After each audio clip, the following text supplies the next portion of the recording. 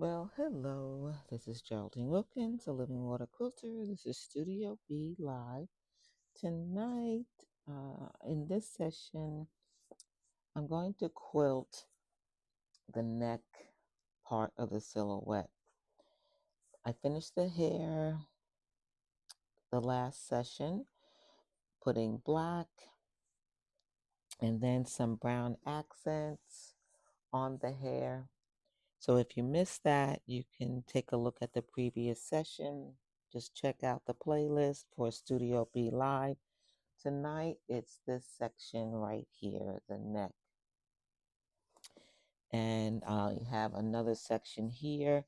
And if you've been to Quilt Conversations Live, which is the first Friday and third Friday of the month, I always talk about practice, even in social media, practice, practice, practice. And how do you practice? How do you go to a whole cloth like this, 36 inches by 44 inches, and start to quilt it? That's because I've been practicing, right? This is not my first time stitching this silhouette. This is one of the first, maybe the second one that I did. I stitched at least 5 of these as a block, practicing different quilting techniques. And in this one, I did some ruler quilting, and then in the hair, free motion quilting. I even stitched the word love inside the hair. And so when I was thinking for inspiration for this area, for this project, I quickly pulled out my previous samples, my practice pieces to see what I had done. Of the 3, I did them each differently. I have 3 different ones. And this was the one that I liked the most. So I'm going to try and replicate this stitching in this area. It's going to be a little bit different, but I think it's going to work out fine. So that's what I'm working on tonight.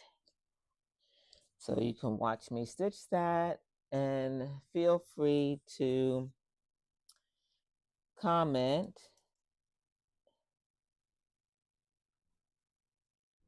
and let me know if you have any questions. All right, here we go.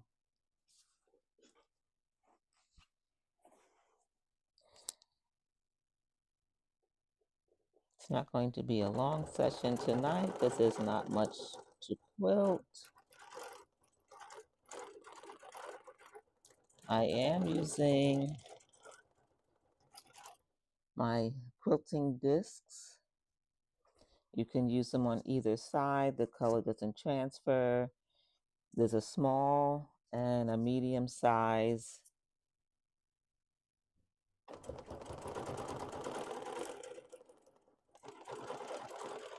Now, of course, the same design on a larger scale, this silhouette is much bigger than the one on the quilt block sample or practice piece. So let's see how this design looks bigger. And it is slightly different. I'm doing kind of a wishbone style. And I thought about using a different thread, like a brown or something different than what you would see in the hair. But I decided, no, I'm going to stick with black. I want mainly the texture. So that was my decision on that.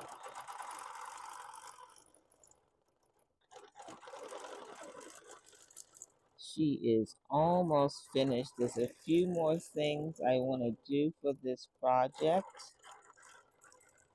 I'm not sure it's going to work, but I am going to test it out. Now I'm coming down here, doing a little departure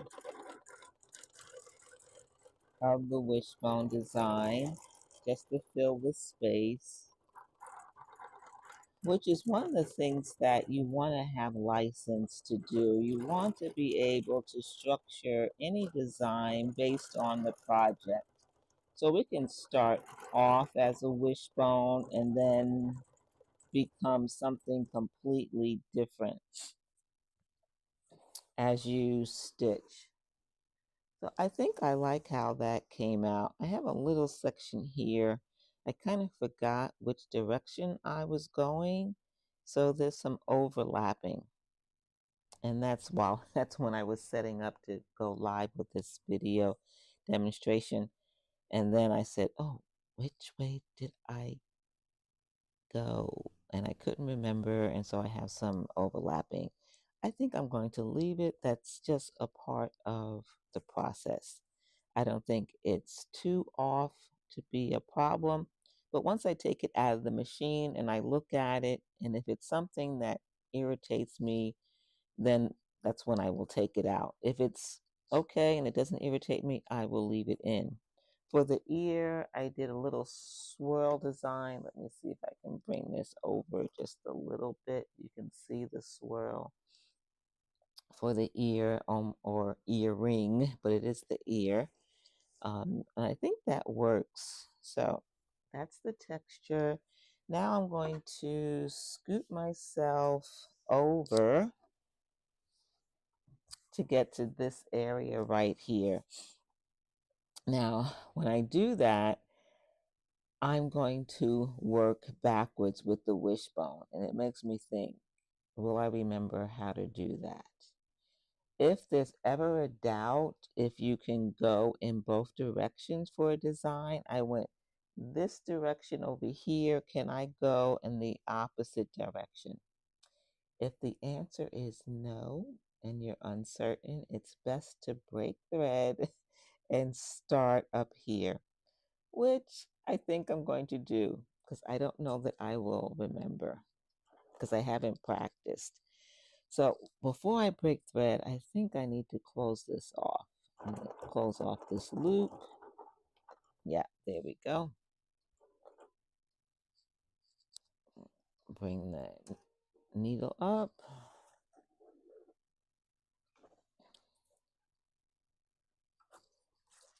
All right. So I'm not going to be on too long tonight or for this session. I keep saying night because this is, if you're watching the replay, this was late at night. That's usually when I get a chance to go live in Studio B is after a full day. Okay, here we go. So this is very small of an area to do wishbone. So I'm just going to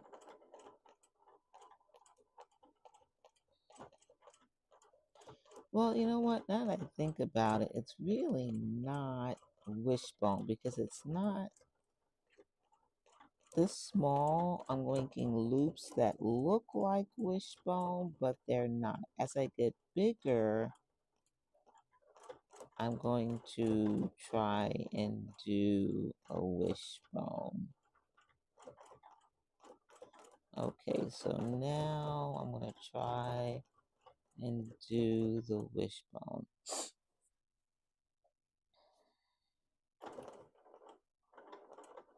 Okay.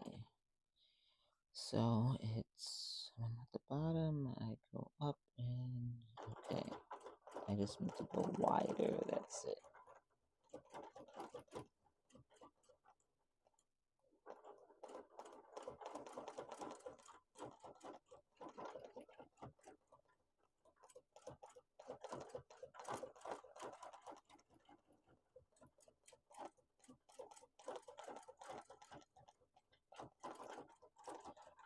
So if you are not familiar with the alphabet course that I have, Alphabet Design Free Motion Quilting course, it shows you a lot of different designs based on the alphabet. But one of the other things that I teach is scale.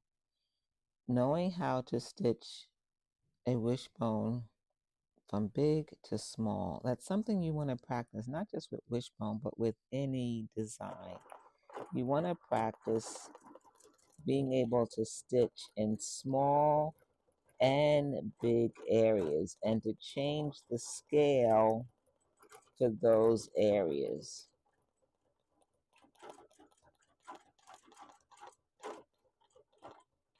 So I'm just going to go in here.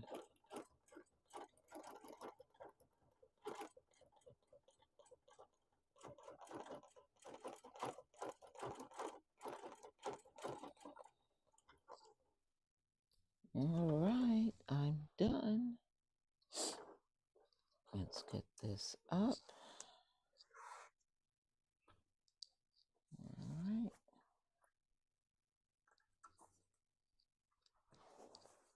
Break the thread on the bottom.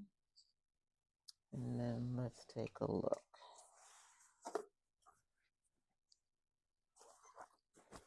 See if I can hold that up so you can see. So here it is right here. I don't know if you can see that with the very dark. I'm trying to show it. Is it focusing? Let me see if I can adjust the color just a little bit. And right here. Let's move that. There's that side, and then here's the other side. All right, that's done. The next is the face. I'm not sure what I'm going to do with the face. I need to do some research on texture in the face. I may leave it alone. I'm not sure. I may leave it just as it is. That's always a challenge. In the previous example, when it was smaller, I bring this one back up. I left it bare. I did not stitch in the face because it's a small area. And I think it worked well. I really want to focus on the texture on the hair anyway. So that might be the case here. It is a bigger area. So I have to think about what that might be. So I'll do a little research and I will get back to you. Thanks for joining me this session of Studio B Live, stitching the beautiful sister wholecloth quilt with a Bernina sit-down long arm, the Q20. I use the open toe stippling foot, adjustable foot. I was using glide thread. There are 2 layers of batting, low loft, cotton on the bottom, and wool on the top. And the wool is what gives this beautiful texture with the double layers. And that's why it's puffy here, because this is the wool batting on the face.